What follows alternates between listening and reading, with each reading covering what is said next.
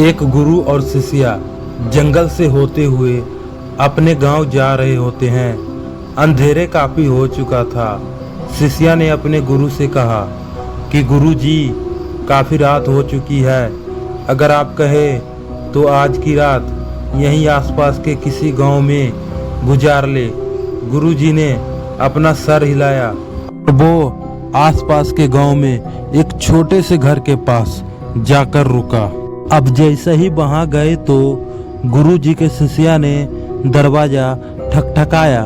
घर से एक गरीब आदमी बाहर आया तो गुरु जी ने बोला, हम अपने गांव जा रहे थे, लेकिन काफी रात होने के वजह से हमने इसी गांव में रुकने को सोचा। क्या हम आज की रात आपके यहाँ रुक सकते हैं? गरीब आदमी बोला, हाँ क्यों नहीं, आप दोनों अंदर आ जाइए। अब जैसे ही गुरु अंदर गया, उन्होंने देखा कि उस आदमी के घर में बहुत ज्यादा गरीबी थी। गुरु जी ने उससे पूछा कि आप काम क्या करते हो? वह गरीब आदमी ने बोला कि हमारे पास बहुत सारी जमीन है। तो गुरु जी ने बोला, अगर तुम्हारे पास बहुत सारी जमीन है तो इस तरह से क्यों रहते हो? वह आदमी बोला, ये किसी काम की नहीं है। गांव वाले बोलते हैं कि ये बंजर जमीन है, यहाँ पर कुछ भी नहीं उगाई जा सकती है और यहाँ फसल उगाना बहुत बड़ी बेवकूफ़ी है।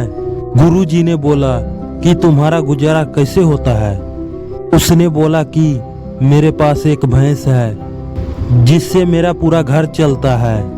ये सुनने के बाद गुरु जी सो जाते हैं और रात में जब सब लोग सो रहे होते हैं तब गुरु जी अपना शिष्या को उठाते हैं और उस गरीब आदमी की भैंस लेकर अपने गांव चले आते हैं। शिष्या अपने गुरु से पूछते हैं कि गुरु जी, कहीं आप ये गलत तो नहीं कर रहे हो? उस गरीब आदमी की रोजी रोटी इसी भैंस की वजह से चलती है। तो गुरु जी अपने शिष्य की तरफ देखते हैं और मुस्कुराते हुए आगे बढ़ते जाते हैं। उस बात की तकरीबन 10 साल गुजर जाती है और जो गुरु का शिष्य था वह बहुत बड़ा गुरु बन चुका था। तो एक दिन उन्हें उस गरीब आदमी की याद आती है कि मेरे गुरु ने उस आदमी के साथ अच्छा नहीं किया था।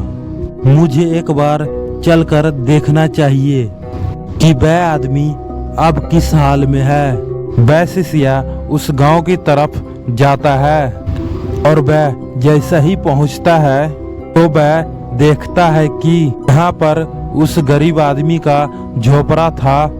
वहाँ पर एक बड़ा आलीशान महल बन चुका था और उस झोपड़ी के बाहर जो बंजर जमीन थी उस पर फल और फूलों के बगीचे थे। तभी उधर से उस घर का मालिक आता है। शिष्या उसे पहचान लेता है और आदमी को बोलता है, तुमने मुझे पहचाना?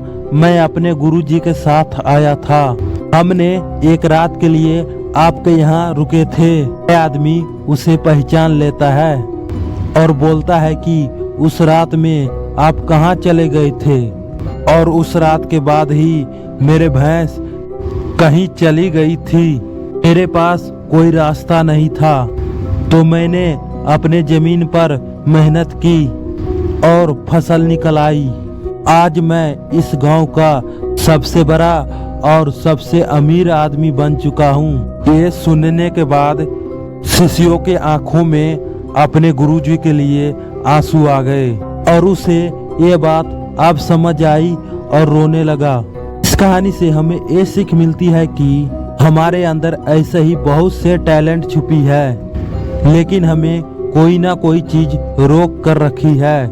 वो आपके फैमिली वाले भी हो सकते हैं, आपकी जॉब भी हो सकते हैं, कुछ और भी हो सकता है। देखिए, आपके पास भी भैंस की जैसी कोई दूसरी चीज तो नहीं जिसने आपको आगे बढ़ने से रोक कर रखा है।